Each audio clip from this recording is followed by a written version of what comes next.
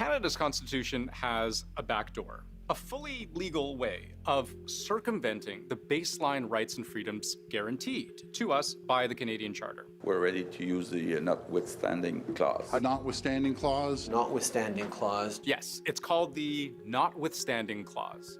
Not exactly the sexiest name for basically the thing that uses the Charter to short-circuit other parts of the Charter, but it's still kind of taboo. Pierre Poilievre, for example, is promising to get tough on crime in a way that might not be entirely constitutional. It will be jail and not bail. Multiple murderers will stay in maximum security. Multiple murderers will only ever come out of jail in a box. But he won't exactly say how he'll pass laws that violate, for example, a multiple murderer's right to be free from cruel and unusual punishment. We will make them constitutional using whatever tools the Constitution allows me to use to make them constitutional. I think you know exactly what I mean. It's a pretty prickly topic. He tiptoed around it again a day later. We're going to put the criminals in jail, and we're going to do so with laws that are fully constitutional. So how often are you going to use the notwithstanding clause? And just so there's no ambiguity, I haven't heard from a single person who's unclear what Poilievre is talking about. I think I know exactly what he means. And in part, it's because Mr. Poilievre, it's not the first time he's referenced the notwithstanding clause. So there's no doubt about it. He was talking at that. He would be the first prime minister to bring in, for the first time, the notwithstanding clause in the federal parliament. So why is this constitutional backdoor so unmentionable? Why might it be useful?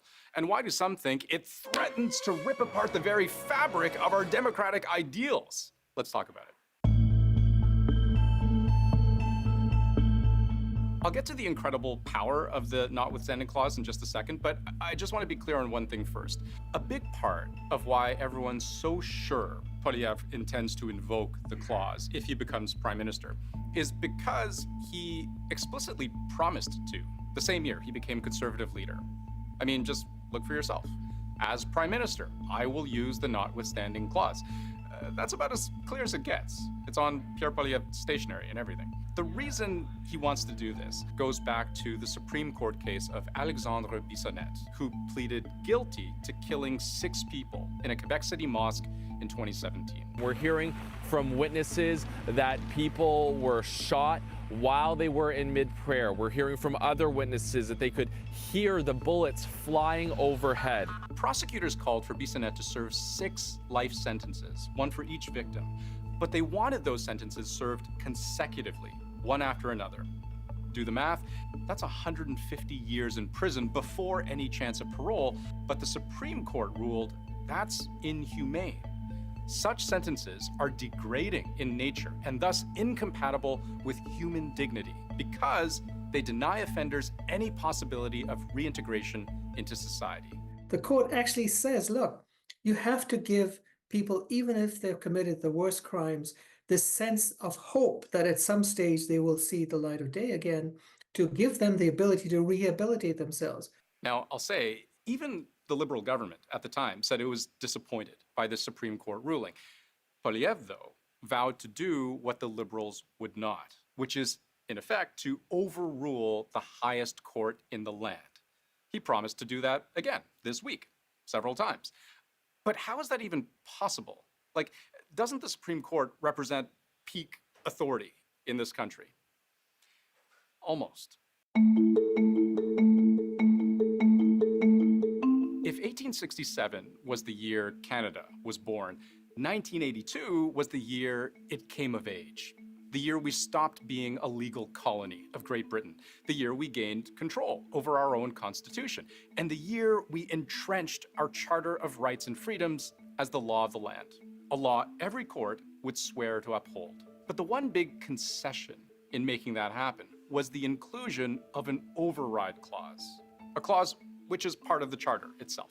We need some kind of mechanism that allows for legislatures and Parliament to be able to also respond in the event that judicial power is used inappropriately, or that there's a decision that we just simply can't live with as a democracy. And thus, Section 33, the notwithstanding clause, was born.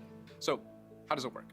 Well, it specifically lays out the parts of the charter that can be ignored if lawmakers expressly say that's what they're doing. So, things like freedom of religion, freedom of thought, freedom of expression, freedom of the press, freedom of peaceful assembly. These and several other freedoms can be overridden using the notwithstanding clause. Then consider those legal rights that we all hold. Things like the right against unreasonable search and seizure, the right against arbitrary arrest and detention, the right to bail, the right to a fair trial, the right against cruel and unusual punishment. That last one, cruel and unusual punishment, that's where Poilievre is likely to get tripped up, wanting to keep multiple murderers in jail for their entire lives. The notwithstanding clause would let him ignore that. The override lasts for 5 years, at which point it can just be renewed again if the government in power so desires. And once invoked, there's no real way to challenge Section 33 on the grounds that it contravenes the Charter. I mean, it exists expressly to contravene the Charter. So in that sense, the decision generally just stands. Even its great supporters really didn't think it was going to be frequently used. The political costs would be so high that maybe the notwithstanding clause would kind of stay in the closet, and it's not going to come out. It's the bear spray nobody needs because there's no bears around. Except things have changed quite a bit over the years. Like everything, our political, I think, consensus has become a little more fractured. For the first nearly 40 years of the Charter, the notwithstanding clause had almost exclusively been used by Quebec, mainly as a way of protesting a constitution that they didn't sign on to. Yukon tried using it once on a land planning issue. Saskatchewan used it to settle a labor dispute. Alberta tried twice. Both attempts ended in failure. But only in the last 5-6 years have we seen a real ramp up in use of the notwithstanding clause by provinces. Our first order of business will be to reintroduce the Better Local Government Act, and with it, invoke Section 33 of the Constitution. In 2018, Doug Ford threatened to invoke the clause because he wanted to slash the size of Toronto City Council during a municipal election. He said it was to make government more efficient and effective. Critics said, "You're doing this during an election?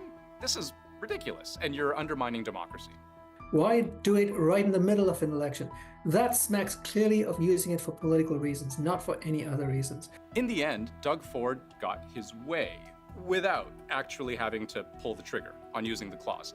3 years later, he decided to invoke the clause again to change election advertising rules. It worked. He used it, despite a lower court ruling that the law violated freedom of expression. Now, did any of that hurt him politically? Didn't seem to.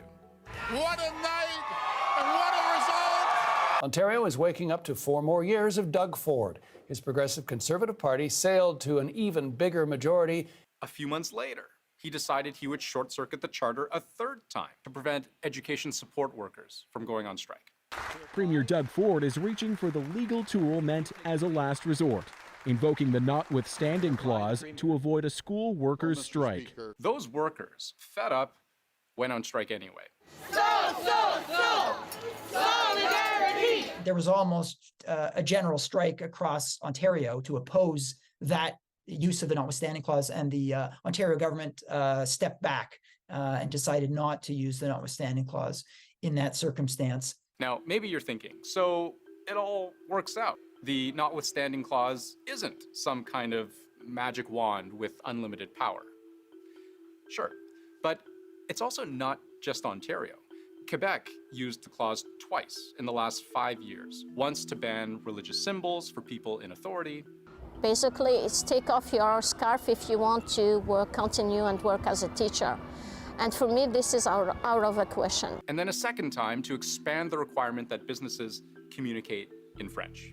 It's about protecting something that will always be vulnerable, which is our language in Quebec. Then, most recently, just last year, Scott Moe in Saskatchewan invoked the notwithstanding clause to pass a law requiring parents to be notified of any pronoun changes for their kids at school. Point being, we haven't in decades seen such an extensive use of this constitutional kill switch as we have lately. Now, I want to be as fair as possible here. There's a reason that the notwithstanding clause exists. Politicians said we don't want a situation like in the American Supreme Court, when if you hand over absolute power to judges, there is a concern that that can politicize that branch of the court in a way that can be unhealthy. And the downside is that vulnerable minorities whose rights are not well protected in majoritarian politics will not find it very comforting to know that that there is a way that majorities can simply implement their will. The question of whether Pierre Poilievre would really attempt to become the first prime minister in Canadian history, if elected, to circumvent the charter in this way. I mean, his thoughts on that seem pretty clear. I will be the democratically elected prime minister, democratically accountable to the people, and they can then make the judgments themselves on whether they think my laws are constitutional, because they will be. This is a policy he's likely to lean in on. He believes more Canadians are worried about crime than are worried about the notwithstanding clause. But what hitting that notwithstanding button will mean for the country, that's harder to answer. If it is going to be used by Pierre Poilievre for this reason, then there's going to be a lobby to do it for almost everything. In the short term, we've seen examples of the clause being used to just cut to the chase, get the job done in as expedient and no-nonsense a way as possible. But long term? If you want to have a democracy where you get a slim majority, and then you can basically use any law to underwrite any law, any right, then you're not really a democracy. There's no right or wrong answer here, but there is a fierce debate with a lot at stake.